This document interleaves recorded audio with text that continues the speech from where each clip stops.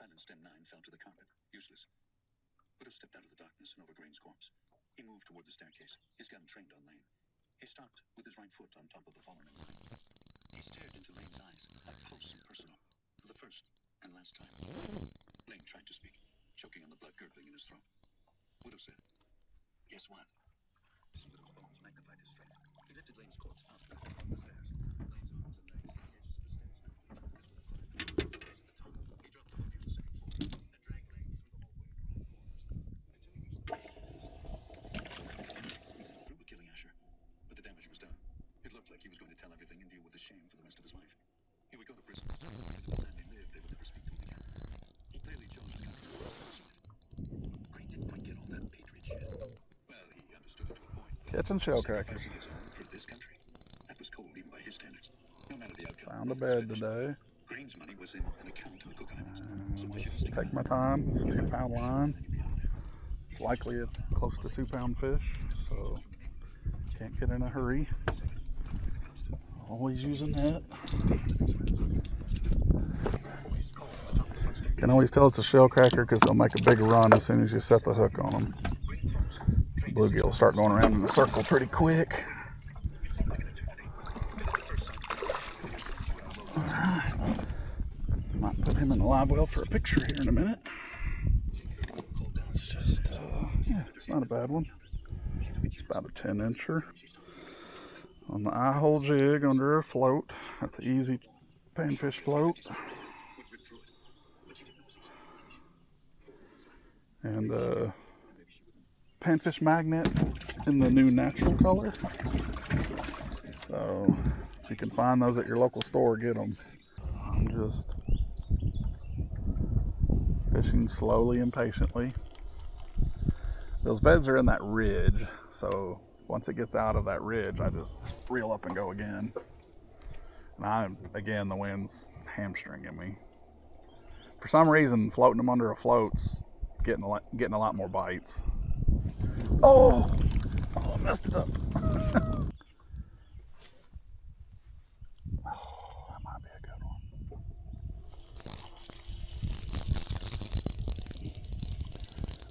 Feels like a bluegill.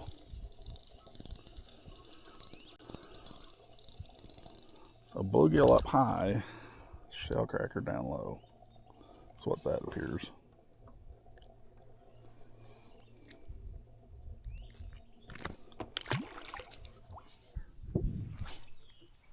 Okay.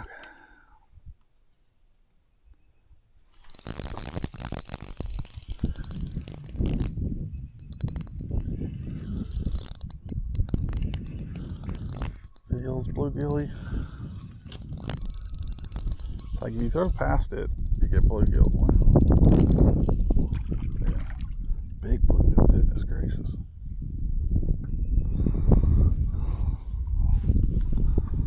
Big one. 9-incher right there. Okay.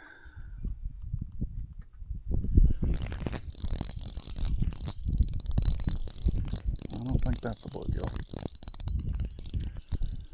Fighting funny. That's a red ear.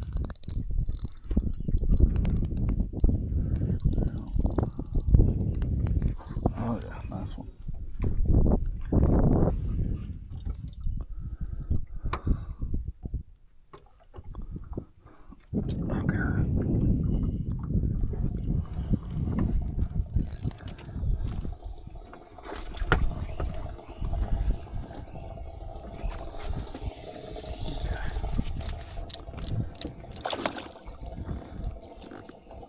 Please. Okay, thank you.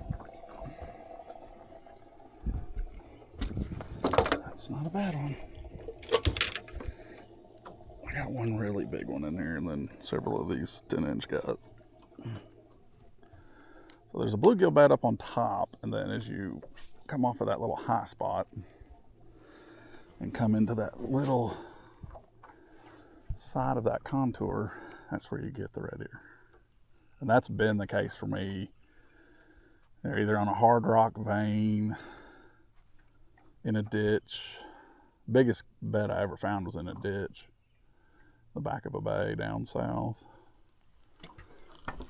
But yeah, they really like contours. They like to be against grass and flowers.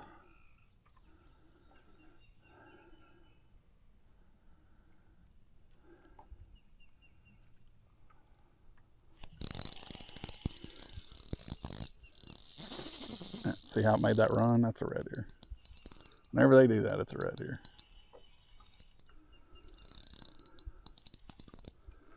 It's gonna end up being a big one. So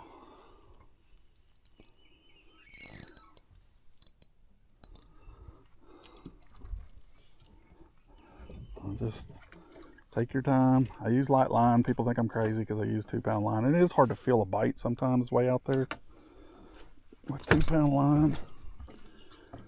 And you can have issues when they, oh, that's a real nice one. If I don't screw it up now, this is where you lose most of them. Okay, come on out, baby. Oh, yeah. So yeah, there you go. It's a good one. Again, I'm gonna let all these fish go, but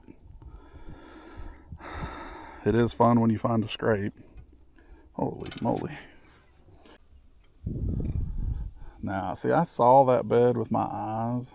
I saw something that looked like a bed next to a ridge, and whenever I see that with my sunglasses, I make some throws. So I can't tell you how many red ear beds I found. I saw something up there that looked different, and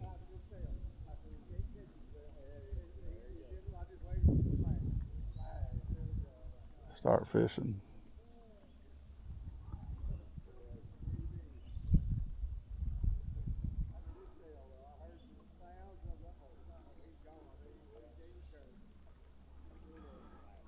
I'm sure there's another one in here somewhere I don't really see anymore, but let me just throw around over here for a minute until I've seen a lot of guys doing what these guys are doing, and I promise you they're ruining more bluegill fishing than they're finding. He is fixing to drive over 2 beds. He'll likely not see them, but he'll mess those beds up now where you can't catch anything off of them.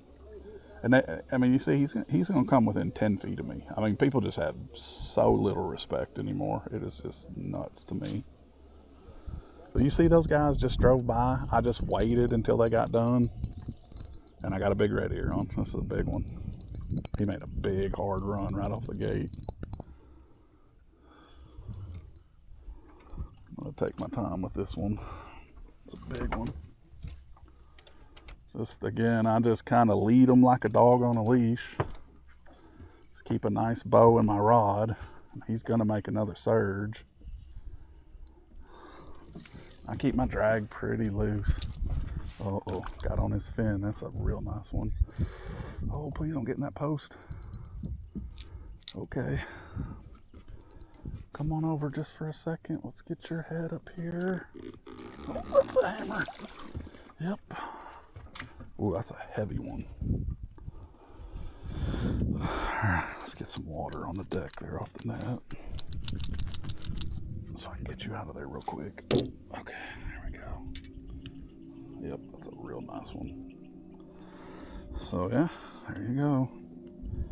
It's gonna end up being a nice 12-inch red ear.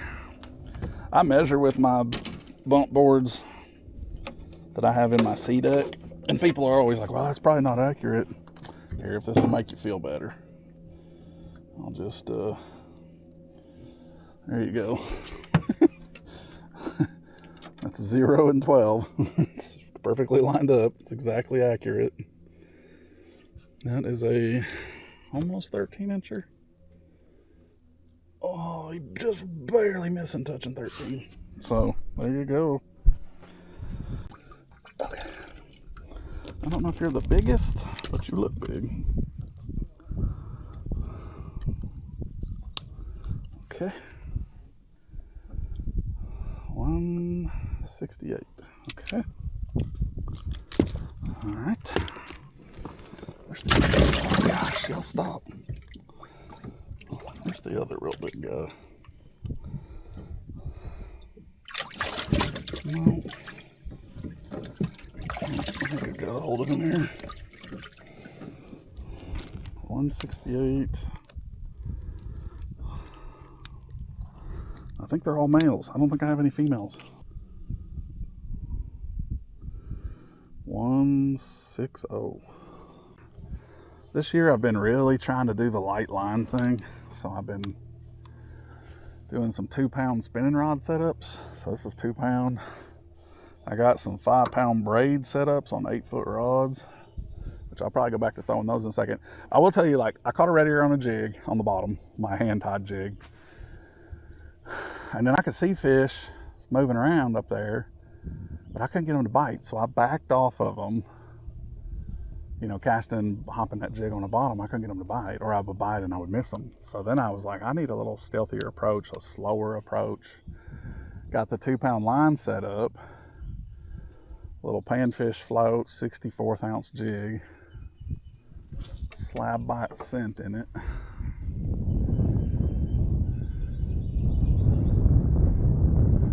And that cast is a miss. If I land in that one little groove of that contour, it's usually a red ear bite. If I land up on top right there, I get a bluegill bite. And I feel like there should be some red ear right down. The contour kind of wraps to right there. It's the high spot up there, and then there's a contour right there. But I don't know. I don't claim to have it all figured out. Just try to remove as many variables as you can to, you know, so you can repeat it, right?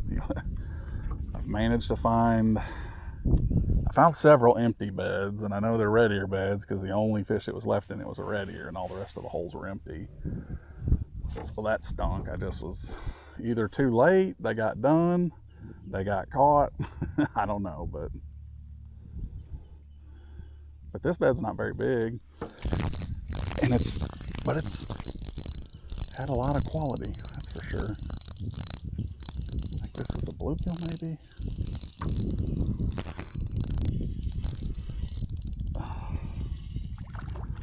Yeah, I must have got up on top a little bit there, or there was only 5 or 6 red ear up there. Could be that too.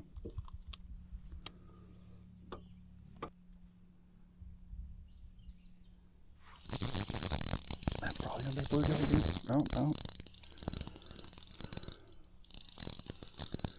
Oh, that's a red ear. Goodness gracious. That is a heck of a scrape I found up there.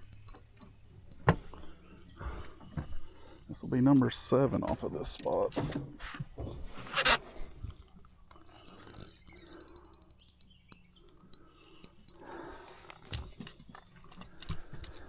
Oh,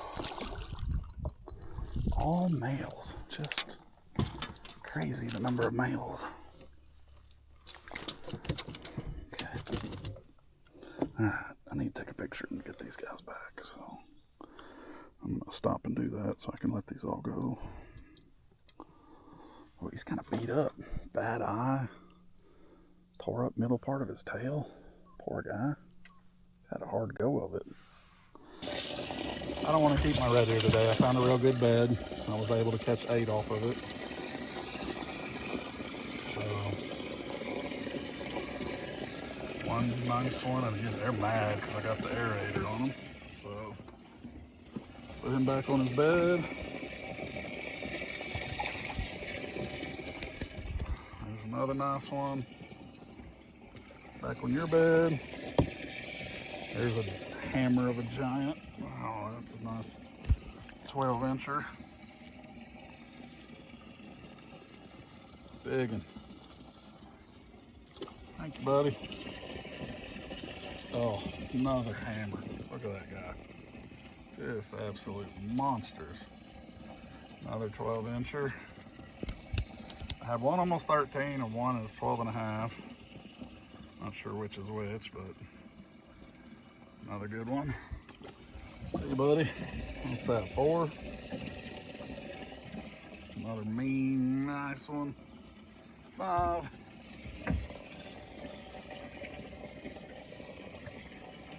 Oh, how about this guy? Good looking feller. 6. Hello.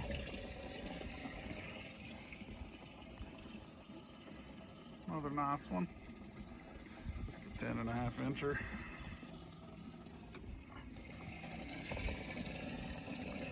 Where are you, buddy?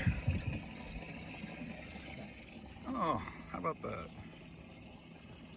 Great. So that was a good bed to me. So yeah, I've had a great day. I've just been hunting beds. Caught tons of bluegill, but if I started catching them on a bed, I pretty much left it pretty quick, and I got like 15 in there. That's enough for us to have supper, and that's about all I ever keep anymore.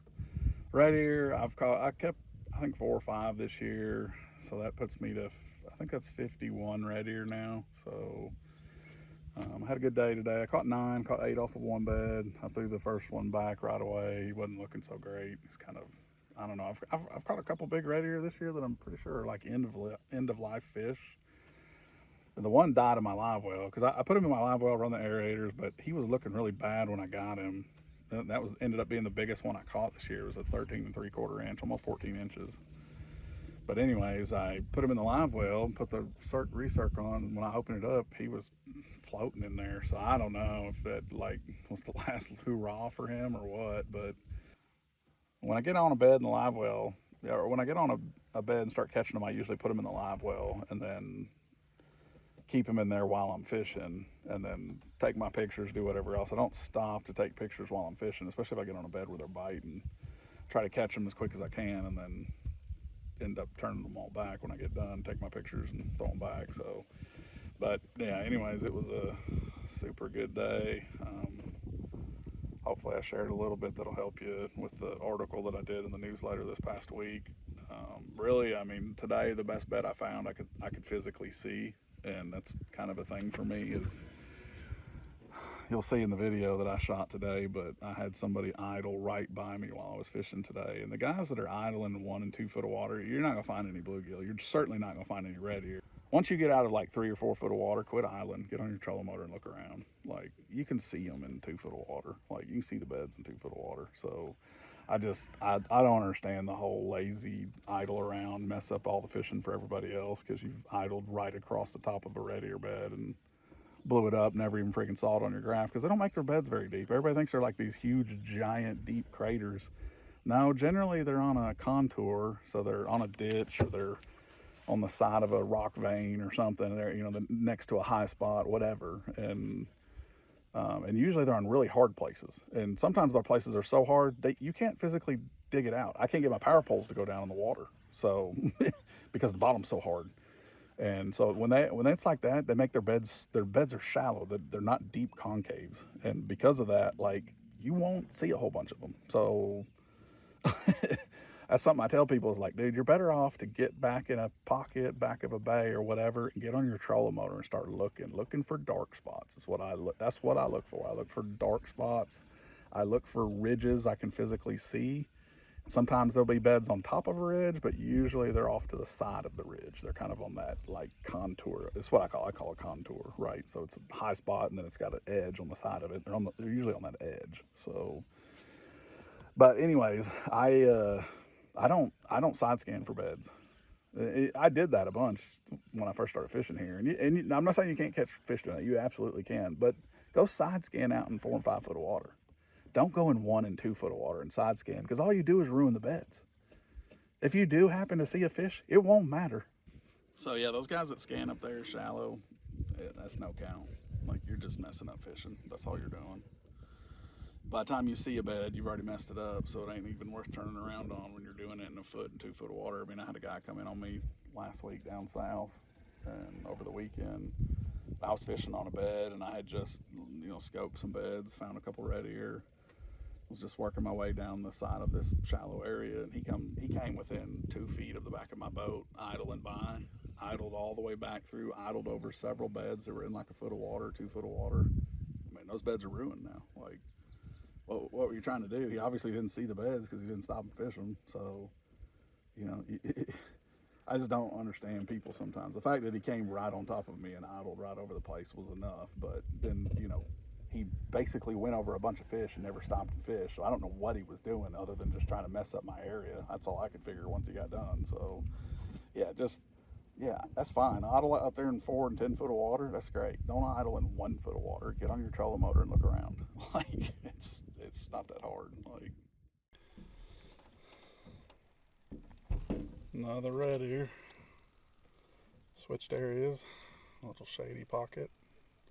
It's been a good day for these guys.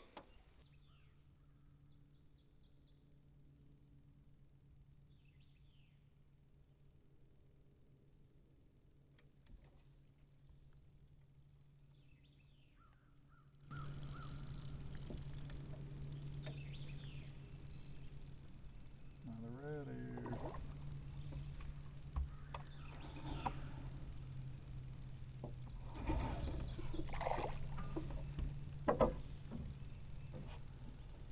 Another red ear. Oi. Another red ear. 13. Bear witness. I've released them all. Thank me later. Maybe y'all can catch some. Big old knothead. Gotta switch my plastic. My bait's all tore up. Put that down there with my deads. Let's see.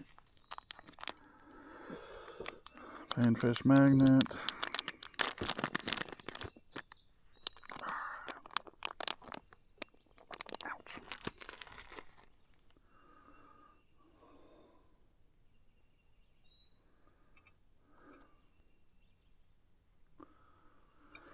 Ouch. It's been a heck of an afternoon, though. Just an absolute incredible red ear day for me today. Oh my gosh. This has been the best day of the year. That is a nice one. Get out of that sun so you can see him a little bit.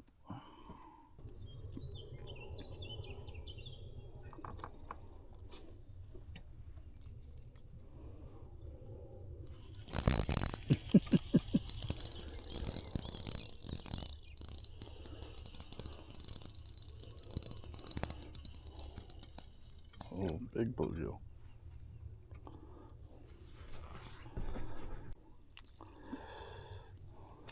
Alright, throw us a little bluegill action in with this.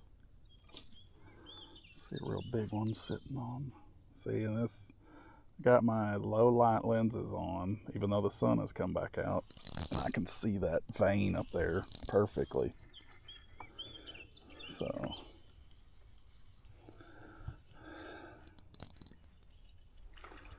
another quality gill. Oh man, don't eat the plastic. That's not good for you.